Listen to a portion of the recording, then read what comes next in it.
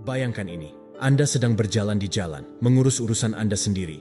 Ketika seseorang mendekati Anda dan mengatakan sesuatu yang menyakitkan, mungkin mereka mengejek penampilan Anda, mungkin mereka meragukan nilai diri Anda, mungkin mereka mencoba menghancurkan segala sesuatu yang telah Anda bangun. Bullying Anda Filiwen. Kebanyakan orang meledak. Mereka menjadi marah. Mereka membela diri dengan panik. Mereka membiarkan emosi mereka mengambil alih. Tapi inilah yang Machiavelli tahu 500 tahun yang lalu. Dan apa yang tidak akan pernah dipahami oleh kebanyakan orang. Dia yang membiarkan dirinya terganggu oleh penghinaan sudah kalah. Anda lihat, pada saat Anda bereaksi, Anda sudah kalah. Pada saat Anda membiarkan orang lain mengendalikan emosi Anda telah menyerahkan kekuatan Anda di atas piring perak. Tapi bagaimana jika saya memberitahu Anda bahwa ada cara lain?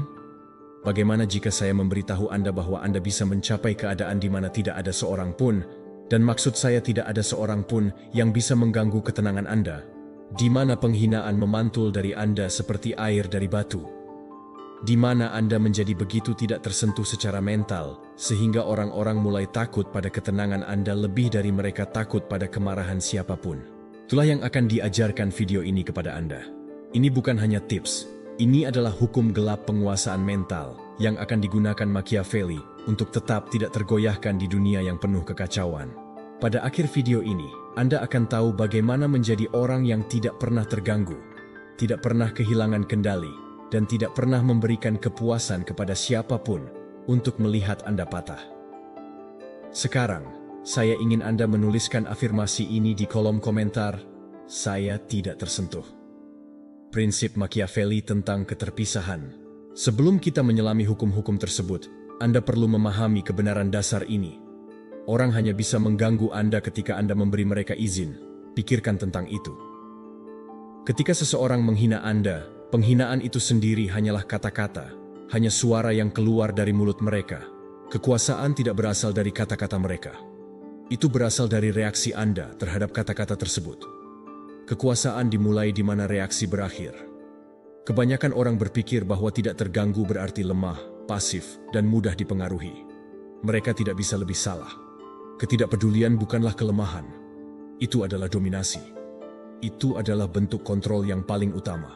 Ketika Anda berhenti bereaksi terhadap upaya orang untuk memprovokasi Anda merampas kekuatan mereka. Anda menjadi penguasa keadaan emosional Anda sendiri. Anda menjadi berbahaya. Dan itulah yang akan kami buat Anda. Berbahaya dengan cara yang terbaik. Berbahaya karena Anda tidak dapat diprediksi. Berbahaya karena Anda tidak bisa dimanipulasi. Berbahaya karena Anda memiliki kendali penuh. Berikut adalah 10 hukum gelap Machiavelli yang akan membuat Anda tidak terganggu, tidak tersentuh, dan tak terhentikan.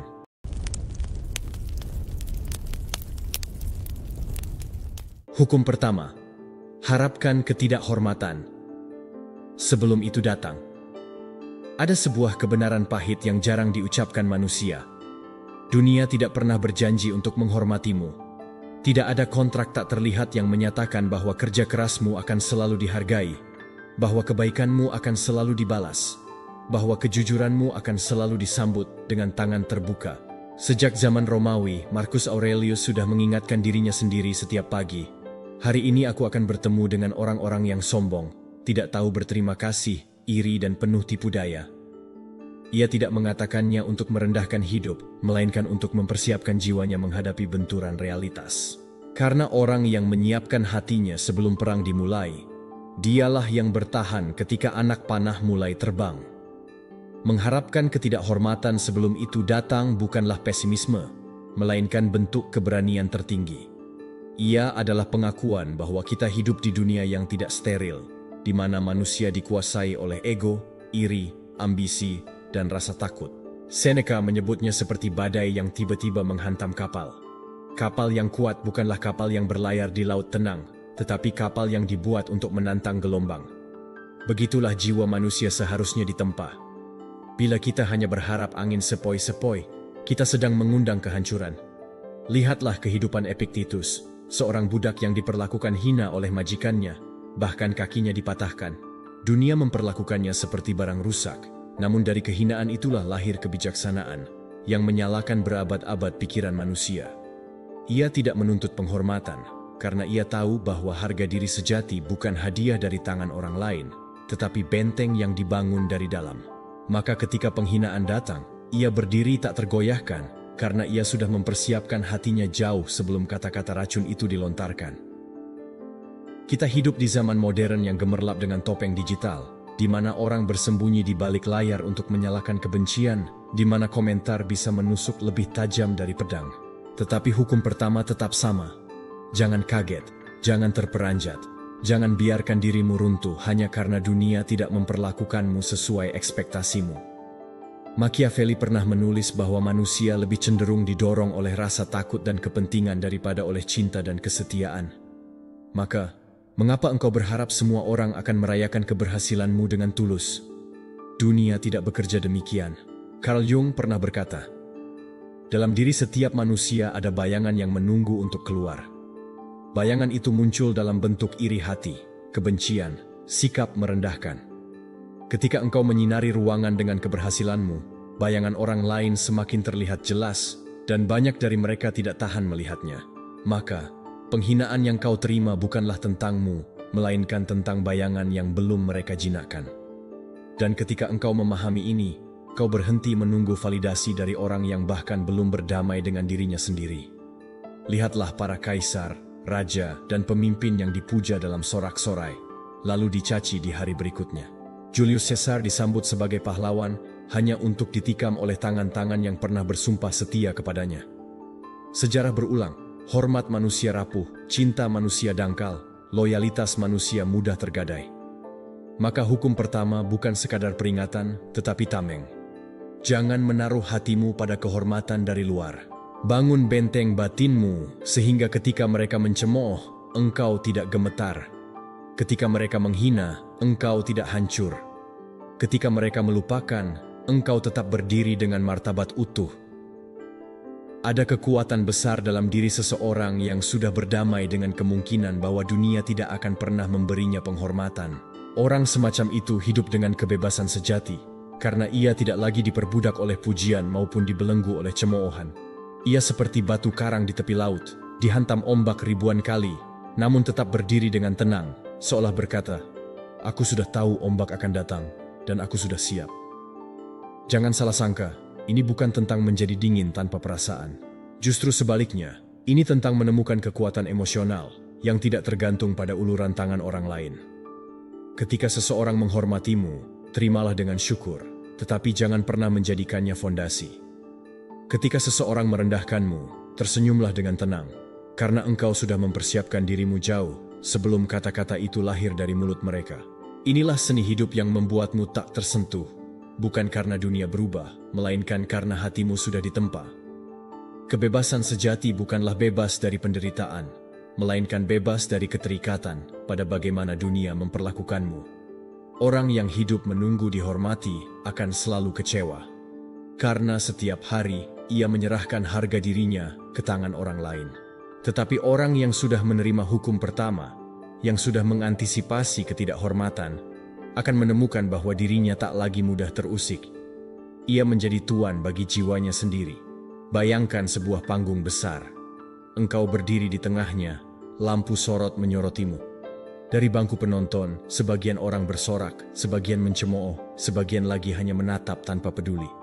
Jika engkau menaruh hidupmu pada suara-suara itu, engkau akan ditarik ke segala arah, melambung saat dipuji, hancur saat dicaci.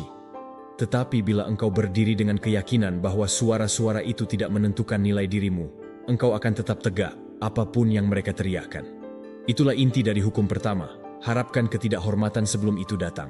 Dengan begitu, engkau tidak pernah terguncang ketika ia akhirnya tiba. Engkau sudah mempersiapkan medan perang batinmu, menyalakan api keberanianmu, dan memutuskan satu hal yang tak tergoyahkan. Tidak seorang pun, tidak satu kata pun, tidak satu hinaan pun akan mampu mengusik inti dirimu. Karena jiwa yang sudah ditempa oleh stoikisme adalah jiwa yang berdiri di atas fondasi keabadian, bukan di atas pasir rapuh opini manusia. Dan ketika dunia menyadari bahwa engkau tidak bisa diusik, engkau telah memenangkan pertempuran paling agung dalam hidup, pertempuran melawan kebutuhan untuk dihormati dan kelahiran kebebasan sejati. Hukum kedua, kuasai seni diam. Ada kekuatan yang jauh lebih menakutkan daripada kata-kata lantang, keheningan yang tak tergoyahkan. Dunia modern mengajarkan kita untuk membalas, untuk menjawab, untuk selalu punya opini yang terdengar lebih keras daripada suara orang lain. Tetapi para filsuf kuno tahu sesuatu yang kita lupakan, bahwa diam bukanlah ketiadaan, melainkan kehadiran yang tak bisa dipatahkan. Diam adalah senjata yang tidak terlihat, tameng yang tak dapat ditembus, dan pedang yang paling tajam karena ia melukai musuh dengan ketidakberdayaan menghadapi ketenanganmu. Marcus Aurelius menulis dalam Meditations bahwa seseorang harus lebih sering seperti batu karang yang ombak terus menerpa, namun tetap teguh berdiri, sementara lautan buih mengempas di sekitarnya. Perhatikan, ia tidak mengatakan batu itu membalas ombak, tidak pula ia berteriak melawan suara gemuruh air. Ia hanya diam, dan justru dalam diam itulah kekuatannya semakin terlihat. Ombak bisa meraung, bisa menghantam, bisa memecah dirinya berkali-kali, tetapi batu yang tenang menyingkapkan kelemahan badai itu sendiri. Di hadapan hinaan, diam adalah penguasaan diri yang paling murni. Epictetus, seorang budak yang dijadikan bahan tertawaan, tidak pernah kehilangan kendali. Ia tahu bahwa kemarahan adalah rantai yang akan menyeret kita mengikuti ritme musuh. Tetapi diam adalah penolakan untuk menjadi budak atas kata-kata orang lain. Diam berarti berkata, "Aku tidak perlu membuktikan apapun kepadamu, karena nilai diriku tidak lahir dari mulutmu." Seneca menulis bahwa waktu kita adalah milik yang paling berharga, lebih berharga dari emas, dan orang yang membiarkan emosinya direbut oleh ejekan kecil sesungguhnya sudah merampok dirinya sendiri. Betapa sering kita kehilangan jam, hari, bahkan tahun, hanya karena membiarkan satu hinaan atau satu komentar mengusik batin.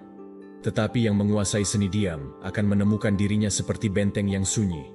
Orang bisa berteriak di luar tembok, tetapi di dalam, keheningan tetap utuh, tak terguncang. Dalam sejarah, Machiavelli memperingatkan bahwa kekuasaan seringkali hancur bukan oleh kekuatan musuh, tetapi oleh reaksi yang berlebihan. Seorang pemimpin yang terpancing oleh hinaan kecil menurunkan martabatnya lebih cepat daripada 1000 pasukan yang mengepungnya. Begitu juga dengan jiwa manusia. Setiap kali kita bereaksi terburu-buru, kita menyerahkan kendali kepada orang lain. Tetapi seni diam adalah seni menolak jebakan itu. Dengan diam, engkau tetap penguasa atas dirimu sendiri. Carl Jung berbicara tentang bayangan, bagian gelap dalam diri manusia yang sering muncul dalam bentuk provokasi, kebencian, dan ejekan. Orang yang berteriak kepadamu sesungguhnya sedang berteriak kepada bayangannya sendiri. Mereka menyalurkan luka yang tak pernah mereka sembuhkan. Jika engkau membalas, engkau sedang menari bersama bayangan mereka, ikut terseret ke dalam kegelapan yang bukan milikmu. Tetapi jika engkau diam, engkau memegang obor yang menunjukkan perbedaan, bahwa luka mereka bukan lukamu, dan kegelapan mereka tidak berhak merenggut cahayamu. Bayangkan sebuah medan perang di mana prajurit berteriak dengan panik, pedang beradu, darah menetes.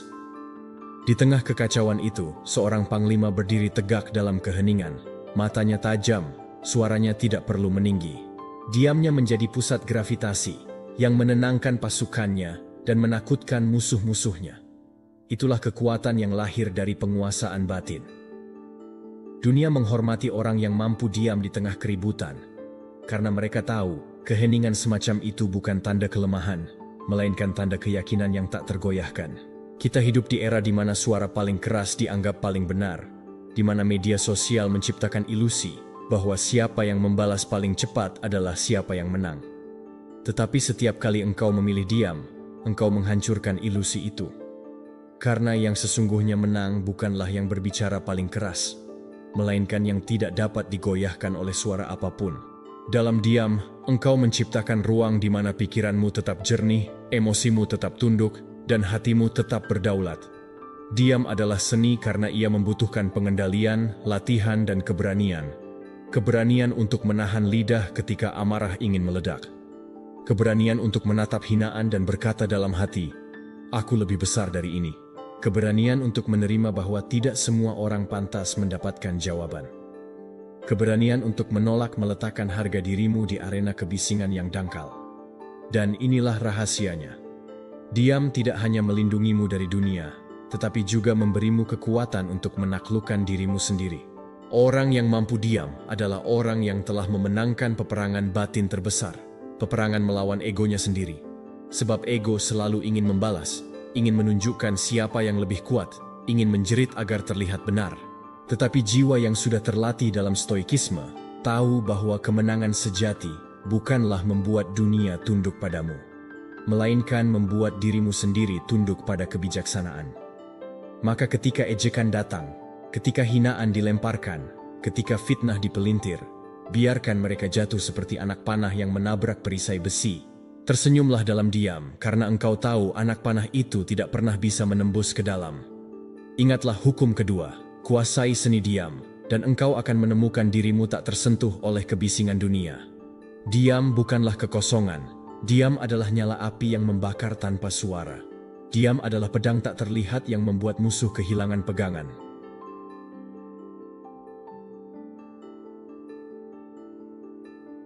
Hukum ketiga, jangan pernah biarkan emosi mengkhianati Anda. Ada momen dalam hidup ketika seseorang berteriak kepadamu, mencoba menusukkan kata-kata seperti pisau ke dalam jiwamu, dan dalam sekejap darahmu mendidih. Jantungmu berdegup, tanganmu bergetar, dan otakmu dipenuhi dengan keinginan untuk membalas. Di titik itulah peperangan sejati dimulai. Bukan peperangan dengan orang di hadapanmu, melainkan dengan dirimu sendiri. Sebab musuh terbesar yang bisa menjatuhkanmu bukan hinaan, bukan fitnah, bukan pengkhianatan, tetapi emosimu sendiri yang meledak tak terkendali. Marcus Aurelius menulis bahwa kemarahan adalah sejenis kegilaan. Ia tahu, sekali saja engkau menyerahkan dirimu pada amarah, engkau bukan lagi pemimpin bagi jiwamu, melainkan budak yang diikat dengan rantai oleh emosi yang tak mengenal logika. Orang yang mampu membuatmu marah sebenarnya telah menguasaimu. Dan inilah bentuk pengkhianatan paling berbahaya. Ketika emosi, yang seharusnya menjadi pelayan akal, justru memberontak dan mengambil alih takhta. Seneca pernah memperingatkan bahwa tidak ada luka yang lebih dalam selain luka yang kita ciptakan sendiri melalui kemarahan. Sebuah kata hinaan bisa saja tidak lebih berat dari debu. Tetapi begitu kita menyalakan api emosi, debu itu berubah menjadi bara yang membakar seluruh rumah jiwa kita. Betapa banyak orang menghancurkan reputasinya, merusak relasinya, kehilangan kesempatan besar, hanya karena satu momen ia membiarkan emosinya mengkhianatinya. Epictetus, seorang budak yang hidup dalam penghinaan konstan, tetap mampu mengajarkan ketenangan karena ia mengerti. Bukan kata orang lain yang menentukan hancurnya hidupmu, melainkan responmu sendiri. Dunia bisa meludahimu, tetapi jika hatimu tidak terguncang, engkau tetap bebas. Dunia bisa menertawakanmu, tetapi jika engkau menolak menyerahkan emosimu, mereka tidak pernah benar-benar menyentuhmu. Lihatlah sejarah para penguasa. Alexander Agung, seorang jenius perang, akhirnya tewas bukan di medan pertempuran, tetapi diruntuhkan oleh pesta, amarah, dan nafsu yang tak terkendali. Machiavelli mencatat bahwa seorang pemimpin yang terbakar oleh emosinya akan segera terlihat lemah di mata musuh. Karena musuh tidak perlu menghancurkan bentengmu jika mereka bisa menghancurkan kesabaranmu. Musuh tidak perlu menyalakan senjata jika mereka tahu bahwa hanya dengan sedikit provokasi, engkau akan menyalakan api yang membakar dirimu sendiri. Carl Jung berbicara tentang bayangan, sisi gelap dalam diri manusia yang penuh dengan amarah terpendam, iri hati, dendam yang tak pernah selesai. Bayangan itu selalu mencari celah untuk mengambil alih kendali. Saat engkau marah, bayangan itu keluar, menuntun tanganmu, mengarahkan lidahmu, membuatmu melakukan hal-hal yang kemudian akan kau sesali. Maka disiplin emosi bukan sekadar pertahanan, tetapi penaklukan terhadap bayangan itu. Ia adalah bentuk tertinggi dari kemenangan batin. Menundukkan dirimu sendiri sebelum dunia sempat menundukkanmu. Bayangkan sebuah medan perang kuno, di mana prajurit berdiri berbaris, panah siap dilepaskan, pedang berkilat di bawah matahari. Di tengah ketegangan itu, seorang panglima yang kehilangan kendali emosinya akan merusak formasi, memerintahkan serangan gegabah, dan menghancurkan pasukannya sendiri. Tetapi seorang panglima yang mampu menahan diri, yang tetap dingin dan tenang meskipun teriakan perang menggelegar, akan membuat pasukannya seperti mesin yang tak tergoyahkan. Inilah perbedaan antara kehancuran dan kemenangan, antara kemarahan buta dan keteguhan jiwa. Dalam kehidupan sehari-hari, medan perang itu bukan di padang pasir atau benteng kuno, melainkan di ruang rapat, di meja makan, di jalanan yang ramai, di layar kecil telepon genggam kita. Di sanalah provokasi modern dilontarkan, ejekan digital dilemparkan, fitnah disebarkan. Dan setiap kali engkau terpancing untuk membalas dengan api yang sama, ingatlah hukum ketiga. Jangan biarkan emosi mengkhianatimu. Karena satu komentar bisa menghancurkan kedamaianmu. Satu reaksi bisa meruntuhkan martabatmu. Satu letupan bisa membalikkan jalan hidupmu. Kekuatan terbesar seorang manusia bukanlah ototnya, bukan pula kekayaannya, melainkan kemampuannya untuk menguasai dirinya sendiri. Orang yang mampu mengendalikan emosinya lebih ditakuti daripada ribuan tentara. Orang yang tetap tenang di tengah badai lebih dihormati daripada mereka yang berteriak lantang dalam kepanikan. Orang yang menolak meledak, menolak terpancing, menolak diikat oleh kemarahan, adalah orang yang benar-benar bebas. Dan ketika engkau sampai pada titik di mana tidak ada hinaan yang bisa menyalakan amarahmu, tidak ada fitnah yang bisa merusak ketenanganmu, tidak ada provokasi yang bisa menguasaimu, maka engkau telah mencapai puncak kebebasan batin. Engkau menjadi seperti gunung es yang menjulang. Badai boleh mengamuk di permukaannya, tetapi kedalaman di bawahnya tetap tenang, tak tergoyahkan. Hukum ketiga bukan sekadar nasihat, melainkan peringatan keras. Jangan pernah biarkan emosi mengkhianatimu. Karena begitu engkau menyerahkan kendali itu, engkau bukan lagi penguasa bagi dirimu sendiri. Tetapi bila engkau mampu menundukkan amarahmu, mengendalikan reaksimu, dan tetap dingin di tengah provokasi, maka dunia bisa berteriak, bisa mengancam, bisa mencemooh, tetapi tidak akan pernah bisa mengusik intimu. Dan saat itulah engkau berdiri sebagai manusia yang tidak bisa diguncang.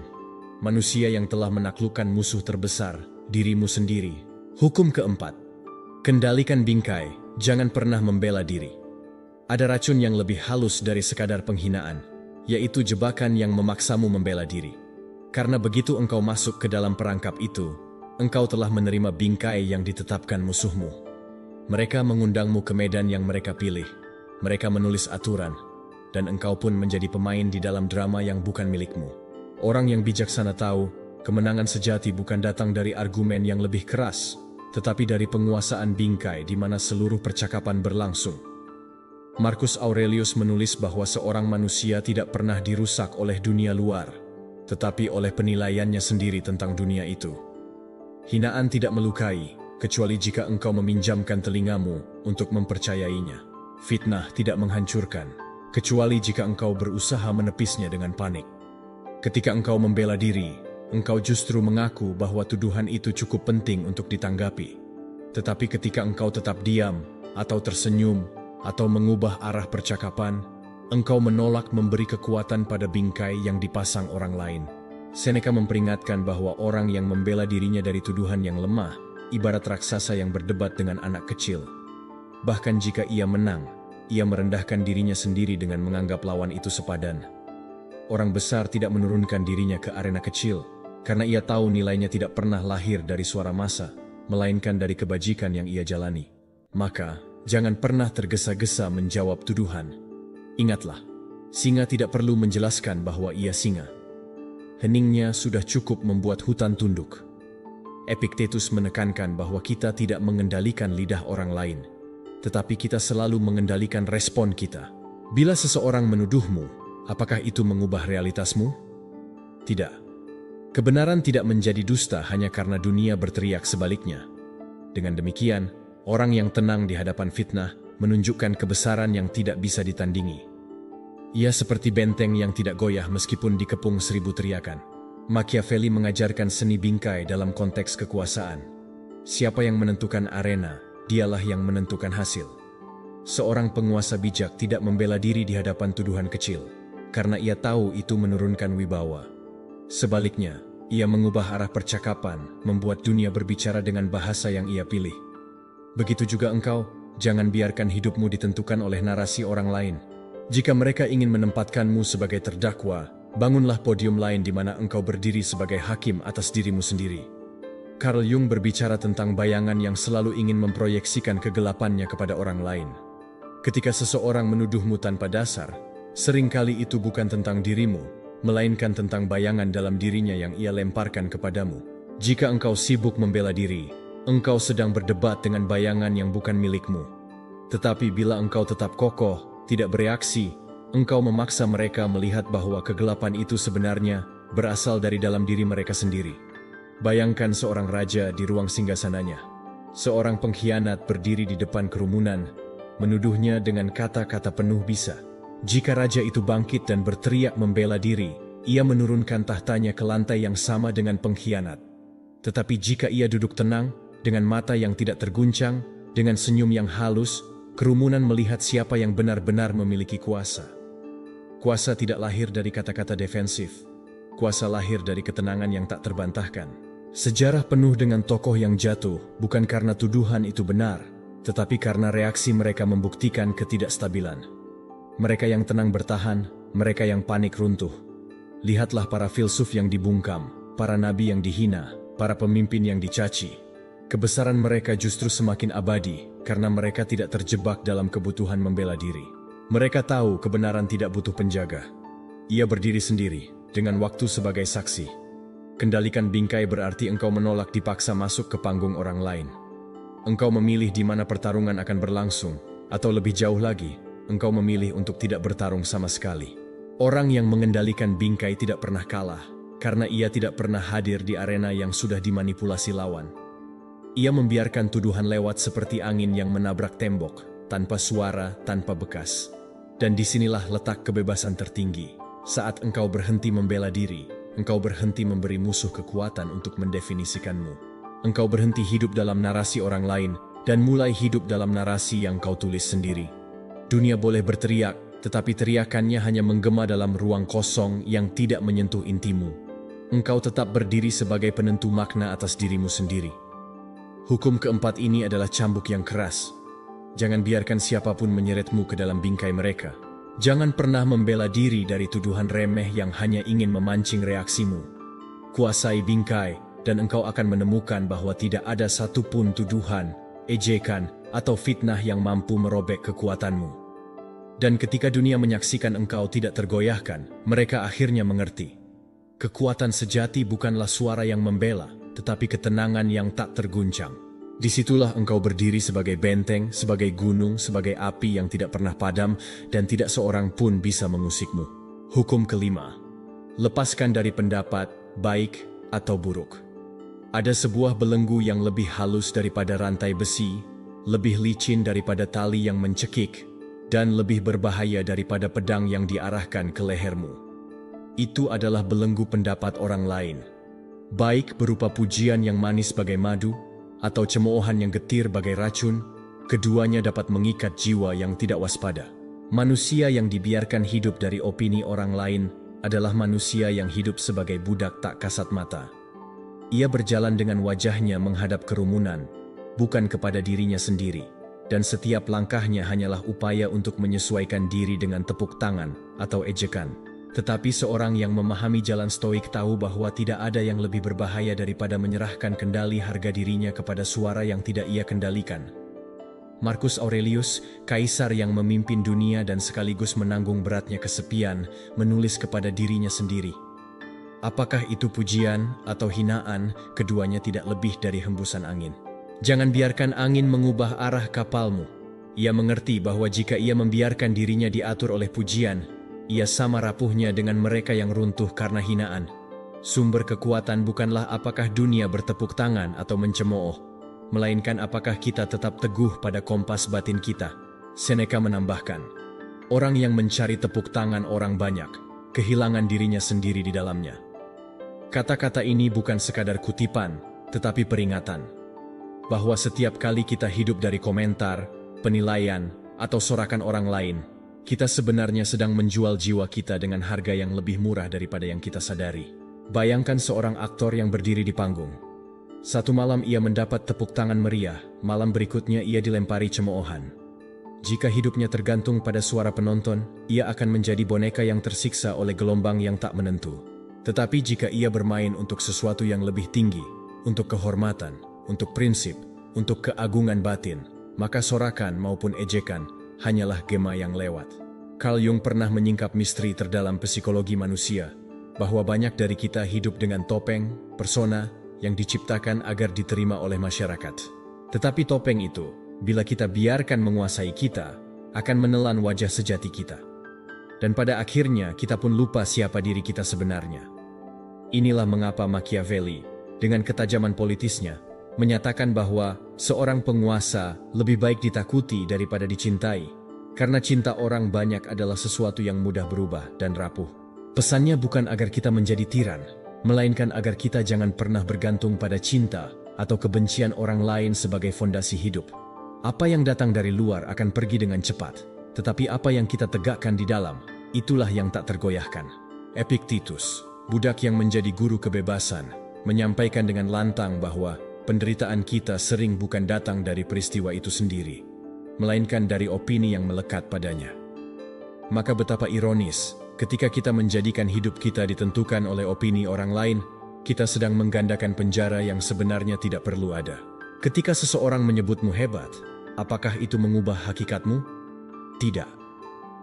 Ketika seseorang menyebutmu gagal, apakah itu menghancurkan nilai sejati dirimu? Tidak juga.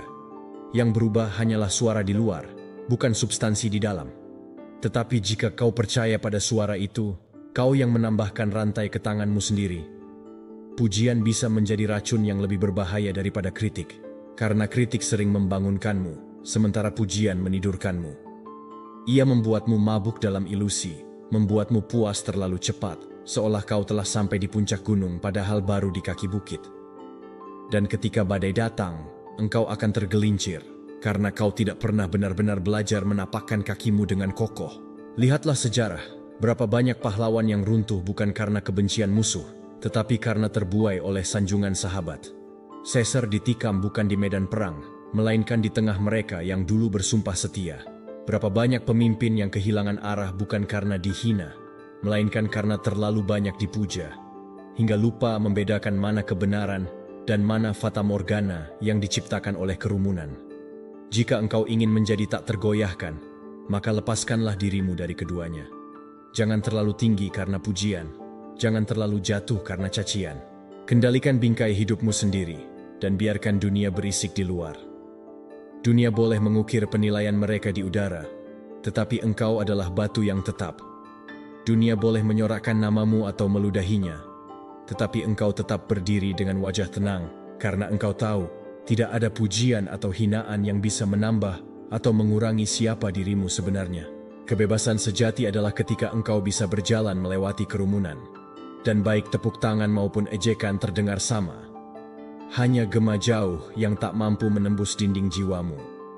Itu adalah saat di mana engkau benar-benar hidup, bukan sebagai bayangan, bukan sebagai boneka opini, tetapi sebagai manusia yang utuh, tegak, dan berdaulat atas dirinya sendiri.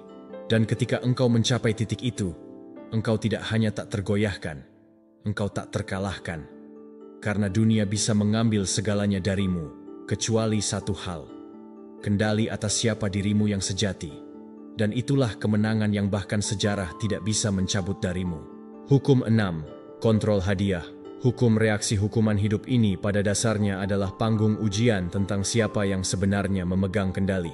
Apakah engkau atau dunia di sekitarmu? Sebagian besar manusia bahkan tidak menyadari bahwa mereka terus-menerus dipermainkan oleh tali halus yang ditarik oleh tangan orang lain. Mereka bergerak ketika diberi pujian, berhenti ketika mendapat cemoohan, tunduk ketika diiming-imingi hadiah, dan meledak ketika digertak dengan hukuman. Mereka hidup seperti anjing yang menunggu potongan daging, atau budak yang ketakutan setiap kali cambuk diangkat. Tetapi manusia yang ingin hidup merdeka tidak boleh hidup seperti itu. Ia harus menguasai hukum ini. Kendalikan bagaimana engkau memberi hadiah, dan kendalikan bagaimana engkau menanggapi hukuman. Marcus Aurelius menulis, kebahagiaanmu tergantung pada kualitas pikiranmu. Ia tahu bahwa apapun yang datang dari luar hanyalah suara sementara. Hadiah yang diberikan orang kepadamu, baik berupa pujian, uang, posisi, atau kasih sayang, tidak boleh menjadi tali yang menuntunmu seperti sapi ke kandang. Dan hukuman yang datang, celaan, pengkhianatan, hinaan, bahkan rasa sakit, tidak boleh menjadi cambuk yang membuatmu melompat ke arah yang mereka inginkan. Jika engkau tunduk pada keduanya, engkau bukan manusia merdeka, engkau hanyalah boneka. Seneca memperingatkan muridnya, siapa yang bergantung pada hadiah orang lain, ia akan selalu miskin.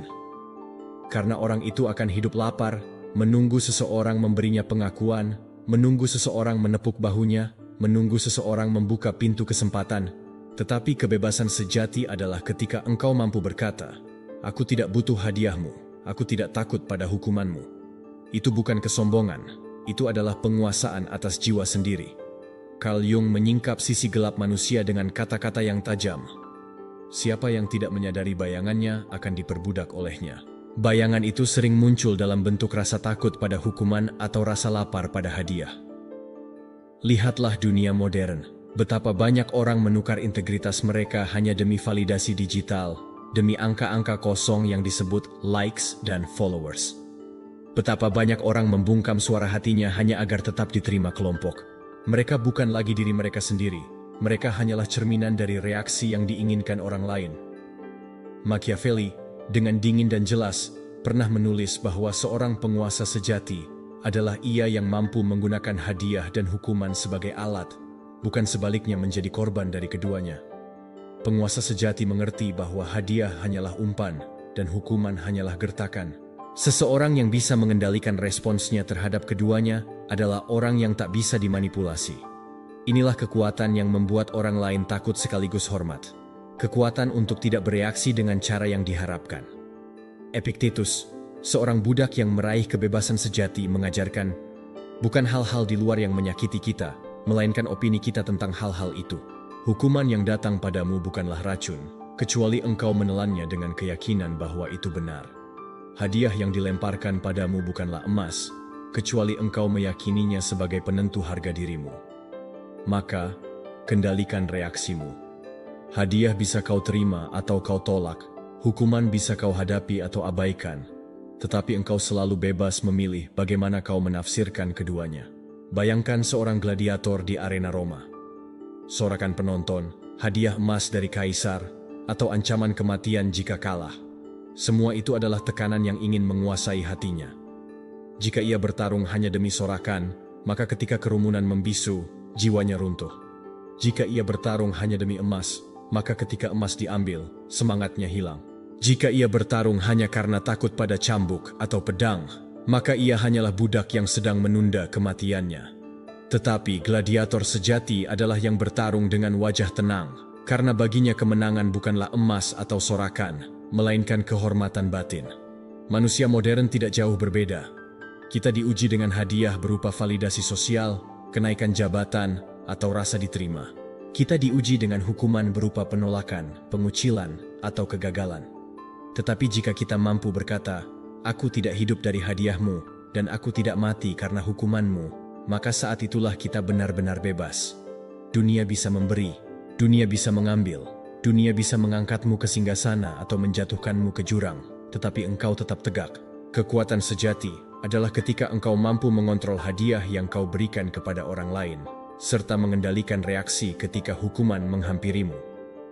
Jangan sembarangan memberi hadiah berupa perhatian, validasi, atau energimu, karena itu adalah mata uang paling berharga.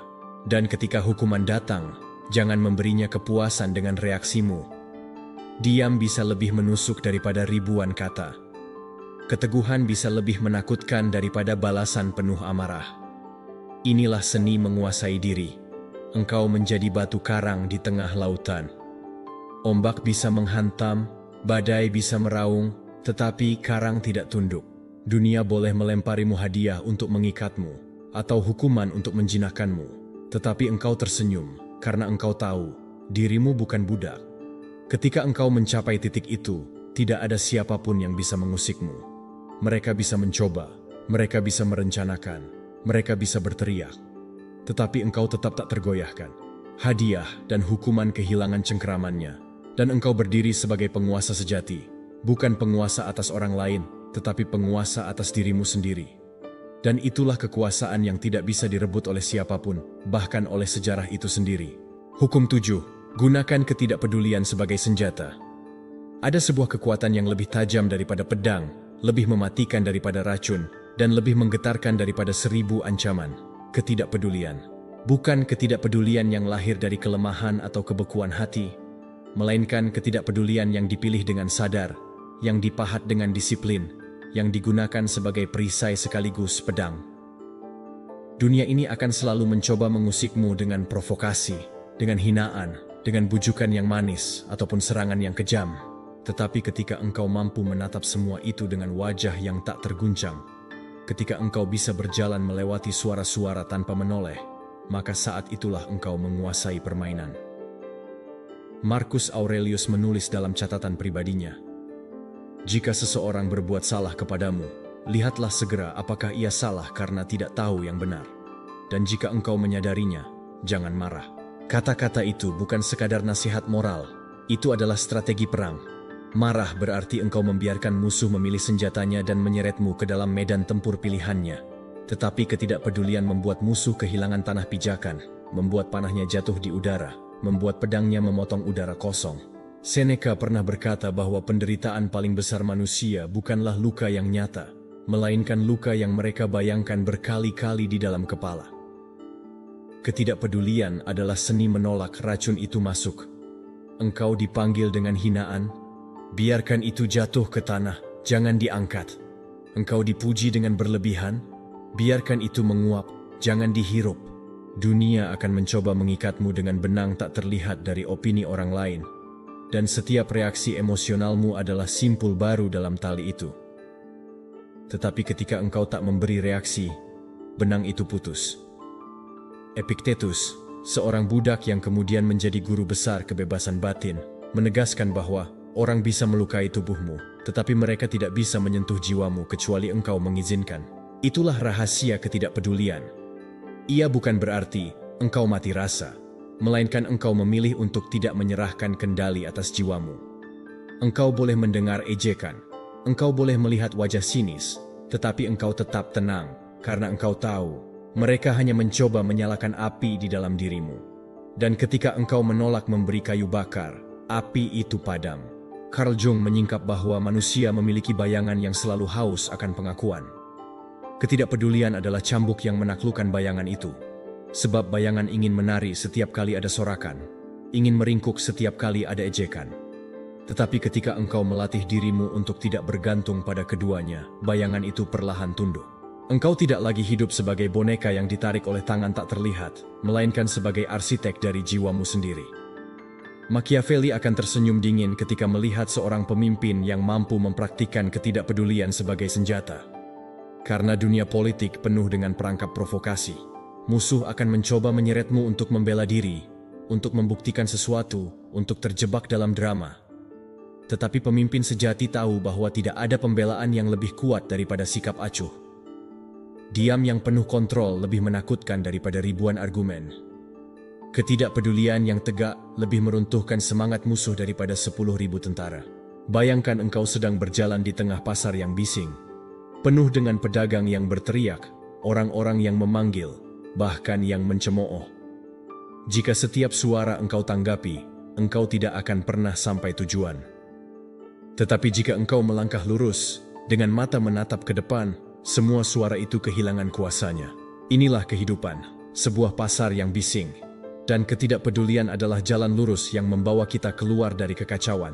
Namun, ketidakpedulian bukanlah melarikan diri dari tanggung jawab atau mengabaikan kewajiban. Justru sebaliknya, ketidakpedulian adalah fokus mutlak terhadap hal-hal yang esensial.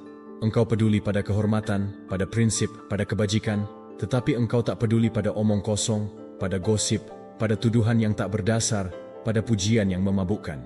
Seneca berkata, ia yang ingin dicintai oleh semua orang akan berakhir dibenci oleh dirinya sendiri. Maka lebih baik engkau dikenal sedikit tetapi tegak, daripada dikenal semua orang namun hancur di dalam. Ketidakpedulian yang benar adalah bentuk keberanian. Karena mudah sekali terjerat pada dorongan untuk membalas, untuk menjawab, untuk membuktikan diri. Tetapi hanya jiwa yang kuat yang bisa berkata, aku tidak perlu. Hanya jiwa yang kokoh yang bisa menatap dunia dan memilih diam. Bukan karena kalah, tetapi karena menang lebih dulu. Mereka akan berusaha memprovokasi, dan ketika engkau tidak bergerak, mereka akan menjadi gelisah. Mereka akan berusaha menjeratmu dengan rayuan hadiah. Dan ketika engkau tetap acuh, mereka kehilangan kendali. Mereka akan mencoba menyerang dengan hinaan, tetapi ketika engkau tetap tenang, mereka justru membunuh diri mereka sendiri dengan amarahnya. Itulah keindahan ketidakpedulian. Ia membalikkan kekuatan musuh untuk melawan dirinya sendiri. Dan pada akhirnya, ketidakpedulian adalah pintu menuju kemerdekaan batin yang tidak bisa dibeli atau dicuri. Dunia boleh berisik, orang boleh memuji atau menghina, musuh boleh berteriak atau mengancam, tetapi engkau tetap teguh, berjalan lurus, tak tergoyahkan. Ketidakpedulian bukan kelemahan, itu adalah perisai dan pedang yang membuatmu kebal dari permainan orang lain. Dan ketika engkau memilikinya, tidak ada siapapun di dunia ini yang bisa benar-benar mengusikmu. Engkau menjadi benteng yang tak tertembus, lautan yang tak bisa diguncang, jiwa yang merdeka. Hukum 8. Alihkan energi menjadi kekuatan. Ada saat dalam hidup ketika dunia seakan sengaja menguji urat syarafmu. Seseorang melontarkan hinaan, pengkhianatan menusuk dari belakang, atau keadaan memukulmu sampai lututmu goyah.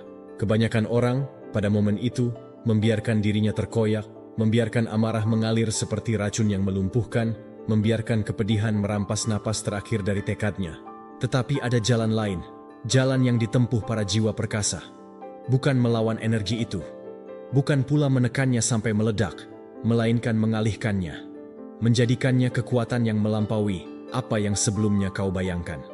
Marcus Aurelius, di tengah malam dingin peperangan, menulis untuk dirinya sendiri bahwa penderitaan hanyalah bahan bakar bagi api jiwa. Lemparkan apa saja ke dalam apiku, tulisnya, dan itu akan menjadi makanan bagi nyalanya. Itulah inti dari hukum ini.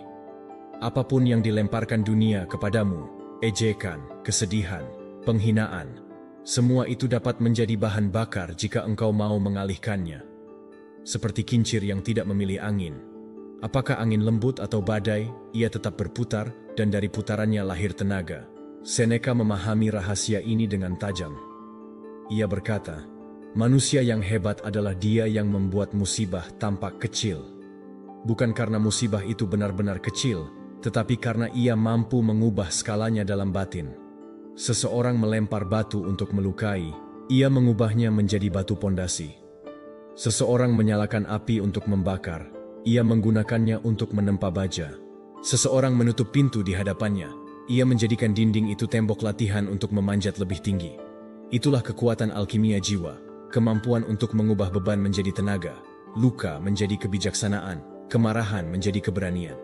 Epictetus, yang hidup sebagai budak namun memerintah dengan kata-katanya, mengajarkan bahwa tidak ada manusia yang berkuasa atas respons kita. Mereka bisa berbuat apa saja pada tubuh kita, tetapi pikiran kita adalah wilayah kedaulatan mutlak.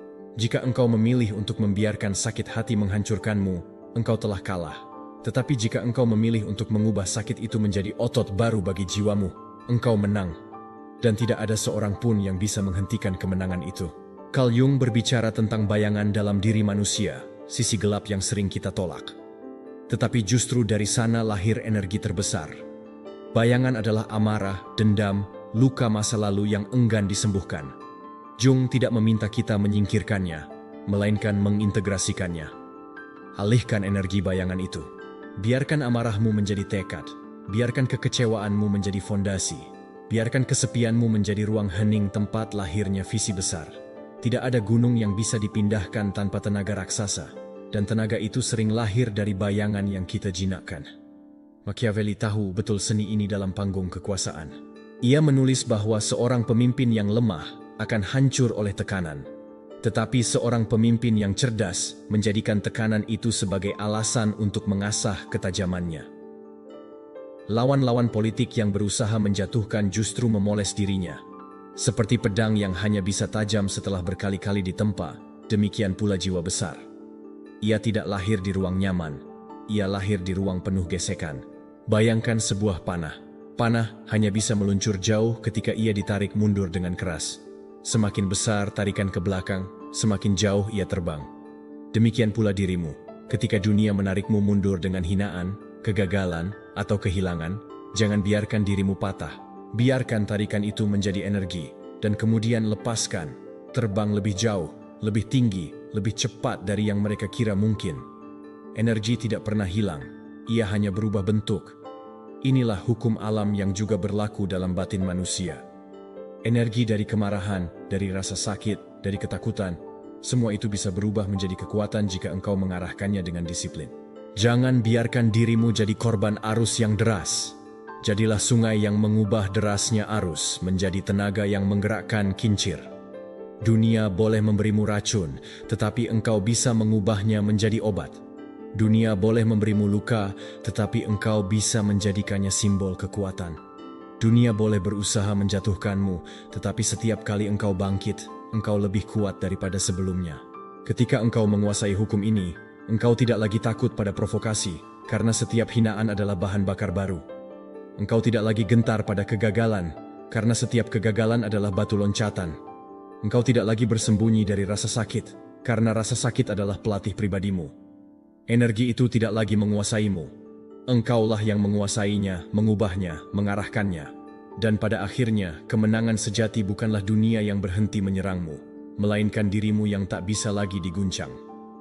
Energi yang dulu menghancurkanmu kini menjadi tenaga yang menegakkanmu. Engkau berdiri bukan sebagai korban badai, tetapi sebagai badai itu sendiri. Inilah puncak kebebasan batin. Tidak ada satupun yang bisa mengusikmu, karena bahkan ketika dunia melemparkan kegelapan, engkau mengubahnya menjadi cahaya. Engkau menjadi bukti hidup bahwa kekuatan bukan datang dari menghindari luka, melainkan dari keberanian untuk mengalihkannya menjadi senjata. Hukum 9. Lepaskan dengan perhitungan dingin. Ada momen ketika hidup menuntut kita bukan untuk menggenggam lebih erat, melainkan untuk melepaskan dengan tangan yang tenang. Namun melepaskan bukan berarti menyerah. Melepaskan bukan tanda kelemahan. Melepaskan adalah seni tertinggi pengendalian diri. Sebuah tindakan dingin yang hanya bisa dilakukan jiwa yang telah ditempa oleh api penderitaan dan palu kesadaran. Dunia akan selalu berusaha mengikatmu dengan rantai emosinya. Rasa marah, kekecewaan, penyesalan, dan dendam yang beracun. Jika engkau tidak berhati-hati, engkau akan menjadi tawanan dari hal-hal yang bahkan sudah berlalu. Tetapi hukum ini menuntunmu pada strategi agung. Lepaskan dengan perhitungan dingin, seperti seorang jenderal yang mundur bukan karena kalah, melainkan karena ia melihat kemenangan lebih besar menunggu di depan. Marcus Aurelius pernah menulis dalam Meditations, "Jika sesuatu di luar kendalimu, biarkan ia pergi. Mengapa harus kau seret beban itu? Seakan-akan ia adalah bagian dari dirimu." Kata-kata ini bukan sekadar renungan seorang kaisar, tetapi pedang logika yang memotong belenggu keterikatan buta. Aurelius mengingatkan kita bahwa dunia luar hanyalah bayangan yang menari, sementara kendali sejati ada di dalam. Dan untuk menjaga kendali itu, kadang kita harus melepaskan apa yang tidak pernah bisa kita kuasai. Seneca, yang menatap kematian dengan kepala tegak, tahu persis apa artinya melepaskan. Ia menulis bahwa hidup bukan tentang berapa lama kita bernafas, tetapi bagaimana kita memilih mengisinya. Baginya, setiap hari bisa jadi yang terakhir, dan justru itulah alasan mengapa ia tidak pernah menggenggam terlalu erat sesuatu yang rapuh. Ia belajar melepaskan bahkan rasa takut akan kematian itu sendiri. Bayangkan kekuatan seperti itu, ketika ketakutan paling purba, yang mencekik hampir setiap manusia, bisa dipandang dengan mata dingin dan kemudian dilepas, seakan ia hanyalah kabut tipis yang lewat di pagi hari. Epictetus, sang budak yang menjadi filsuf, menjadikan pelepasan sebagai kunci kebebasannya. Ia berkata, "Jangan pernah berkata tentang sesuatu, 'Aku telah kehilangan itu,' melainkan katakan, 'Aku telah mengembalikannya.'" Kata-kata ini adalah revolusi. Karena saat engkau menganggap apapun yang lenyap darimu hanyalah sesuatu yang kau kembalikan ke alam, engkau berhenti merasa sebagai korban. Engkau berhenti menangis pada pintu yang tertutup. Engkau berdiri, tenang, menyadari bahwa tak ada satupun yang benar-benar milikmu selain pikiranmu sendiri. Carl Jung memahami bahwa seringkali kita menolak melepaskan bukan karena kita mencintai sesuatu, tetapi karena kita takut pada kehampaan yang datang setelahnya. Kita takut pada ruang kosong yang ditinggalkan oleh orang, impian, atau masa lalu. Tetapi Jung mengingatkan bahwa dalam kehampaan itu justru ada kemungkinan transformatif. Bayangan yang engkau takuti akan menelanimu, bisa menjadi ruang tempat engkau bertemu dengan jati dirimu yang sesungguhnya. Dengan melepaskan, engkau tidak kehilangan, engkau membuka ruang untuk sesuatu yang lebih dalam, lebih besar, lebih sejati. Machiavelli melihat dunia dengan pandangan seorang pengatur strategi. Ia tahu kapan harus menyerang, kapan harus bertahan, dan kapan harus melepaskan sekutu yang tak lagi berguna bagi tujuan besar. Baginya, melepaskan bukanlah kelemahan, melainkan kalkulasi dingin. Seseorang yang enggan melepaskan akan menjadi beban bagi dirinya sendiri. seperti seorang penguasa yang terlalu terikat pada aliansi busuk hingga kerajaan runtuh. Dalam kehidupan kita pun sama, ada orang yang harus dilepas, ada mimpi yang harus ditinggalkan, ada pertempuran yang harus ditinggalkan demi kemenangan yang lebih besar. Bayangkan dirimu seperti seorang pemanah. Setiap kali engkau menahan panah terlalu lama pada busur, tangkai itu mulai gemetar, tenaganya melemah, dan arah bidikanmu kabur. Tetapi jika engkau berani melepaskan pada saat yang tepat, panah itu melesat dengan presisi mematikan. Begitulah kehidupan. Terlalu banyak dari kita yang menahan, menimbun, menolak melepas, hingga energi kita terkuras untuk hal-hal yang seharusnya sudah pergi. Keberanian sejati bukan pada menahan, tetapi pada memilih momen tepat untuk melepaskan. Dengan perhitungan dingin, tanpa amarah, tanpa ratapan. Lepaskan bukan karena kau tidak peduli, tetapi justru karena kau peduli pada hal yang lebih besar. Kejernihan pikiranmu, kebebasan jiwamu, kekuatan langkahmu. Dunia akan mencoba mengusikmu dengan segala bisikan. Jangan lepaskan, kau akan kehilangan segalanya. Tapi engkau menjawab dengan tenang, aku tidak kehilangan apa-apa, aku hanya kembali pada diriku sendiri. Saat itu, engkau tidak lagi budak dari dunia luar. Engkau adalah penguasa yang menentukan apa yang layak tinggal dalam hidupmu, dan apa yang harus dilepas ke angin. Kebebasan sejati datang ketika engkau bisa berdiri di tengah keramaian, di tengah hinaan, di tengah kehilangan, namun hatimu tetap setenang permukaan danau di pagi hari.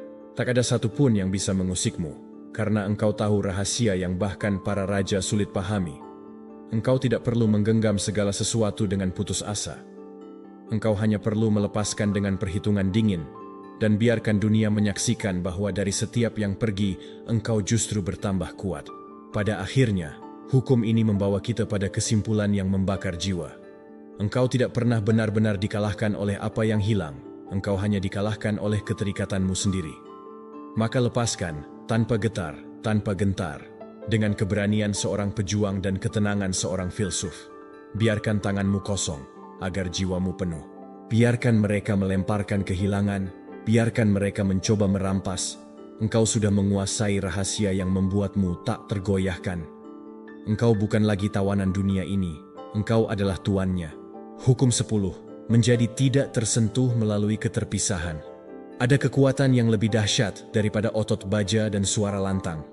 Ia tidak terlihat, tidak tersentuh, tetapi melindungi pemiliknya seperti perisai abadi. Kekuatan itu adalah keterpisahan, jarak batin yang engkau ciptakan di antara dirimu dan dunia. Jurang tak kasat mata yang membuat hinaan tak bisa melukai, kehilangan tak bisa mematahkan, dan pujian pun tak bisa meracuni.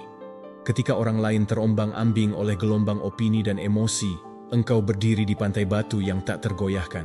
Dunia bisa berteriak, tetapi engkau memilih diam.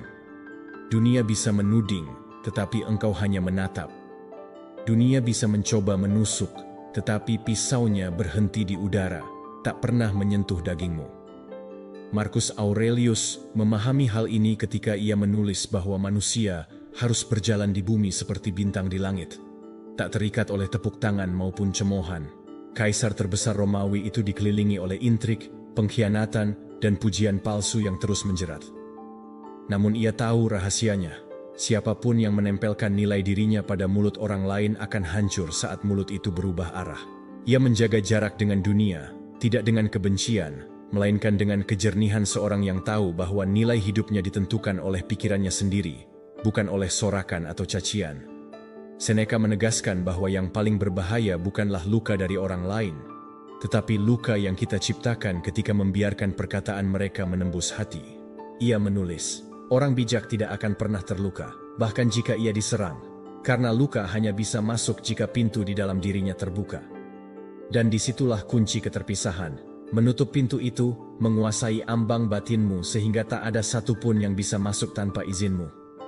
Epictetus, yang hidup sebagai budak, menunjukkan bagaimana keterpisahan membuat seseorang benar-benar bebas. Ia didera, diperlakukan sebagai milik orang lain, tetapi ia berkata dengan tegas, "Kau boleh merantai kakiku, tapi tidak pikiranku. Kau boleh mengurung tubuhku, tapi tidak kehendakku." Ia telah menarik garis di dalam dirinya, garis yang tidak pernah bisa diseberangi siapapun. Dan disitulah ia menjadi tidak tersentuh. Carl Jung melihat keterpisahan sebagai pintu menuju individuasi, proses ketika manusia berhenti menjadi bayangan orang lain dan berdiri sebagai dirinya sendiri. Ia berkata bahwa kita harus sanggup menanggung kesepian saat meninggalkan kerumunan demi menemukan diri yang sejati. Kesepian itu bukan kelemahan, melainkan bukti bahwa kita sedang membangun benteng dalam diri, bukan untuk mengasingkan diri dari dunia, tetapi untuk berhenti menjadi budaknya. Machiavelli tahu betapa berbahayanya bagi seorang penguasa bila terlalu melekat pada opini rakyat atau nasihat para pengkhianat yang terselubung. Ia menulis bahwa seorang pemimpin yang ingin bertahan harus menjaga jarak, harus mampu bersikap dingin ketika diperlukan, harus berani menolak jebakan emosi yang diciptakan oleh orang lain. Dalam bahasa lain, Machiavelli mengajarkan bahwa keterpisahan bukan sekadar filosofi pribadi, melainkan strategi bertahan hidup dalam dunia penuh tipu daya. Keterpisahan bukan berarti engkau berhenti merasakan. Justru sebaliknya, engkau merasakan segalanya, tetapi engkau tidak diperbudak olehnya. Engkau bisa mendengar hinaan, namun itu hanya suara jauh yang tak bergaung dalam hatimu. Engkau bisa menerima pujian, tetapi kau tidak membiarkannya mengikatmu dengan rantai emas yang sama mematikannya dengan rantai besi. Engkau berjalan di dunia seperti seorang pejuang yang mengenakan zirah tak kasat mata. Ia bisa disentuh, tapi tidak bisa ditembus. Bayangkan dirimu berdiri di tengah pasar yang riuh. Orang-orang berteriak, menawar, menuduh, memuji, mengejek, namun engkau berdiri dengan wajah setenang patung marmer. Bukan karena engkau tuli, melainkan karena engkau memilih untuk tidak membiarkan suara mereka mengendalikan detak jantungmu. Itulah keterpisahan. Seni untuk tetap hadir, tetapi tidak terseret. Untuk tetap ada di tengah dunia, tetapi tidak dimiliki dunia. Dan ketika engkau sampai pada titik itu, sebuah perubahan radikal terjadi. Kehilangan tidak lagi mematahkanmu, karena engkau tidak pernah benar-benar menggenggam. Penghinaan tidak lagi melukaimu, karena engkau tidak membuka pintu bagi racun mereka. Pujian tidak lagi membutakanmu, karena engkau tahu ia bisa berbalik menjadi cemoohan esok hari. Engkau berdiri seperti gunung yang kokoh, angin bisa meraung, badai bisa mengguncang, tetapi akar batinmu menembus terlalu dalam untuk tercabut. Inilah puncak hukum ini, menjadi tidak tersentuh bukan dengan mengeraskan hati, melainkan dengan menyadari bahwa hatimu tidak perlu menjadi arena bagi orang lain. Menjadi tidak tersentuh bukan dengan membenci dunia, tetapi dengan menguasai jarak yang membuatmu tetap bebas darinya. Pada saat itu, engkau bukan lagi sosok yang mudah diombang-ambingkan. Engkau telah menjadi pusat gravitasi bagi dirimu sendiri. Maka ketika dunia mencoba mengusikmu, tersenyumlah dengan dingin. Biarkan mereka berteriak. Biarkan mereka menguji. Biarkan mereka mencoba menyalakan api. Mereka akan segera sadar. Api itu hanya membakar udara, tidak pernah menjangkau inti dirimu. Engkau telah menguasai hukum tertinggi, keterpisahan yang membuatmu tidak tersentuh. Dan saat engkau melangkah dengan kesadaran itu, dunia tidak lagi berkuasa atasmu. Engkau bebas, tak tergoyahkan, berdiri di atas bumi, tetapi melangkah seolah-olah engkau bukan milik bumi. Engkau adalah dirimu sendiri, sepenuhnya, akhirnya, dan selamanya.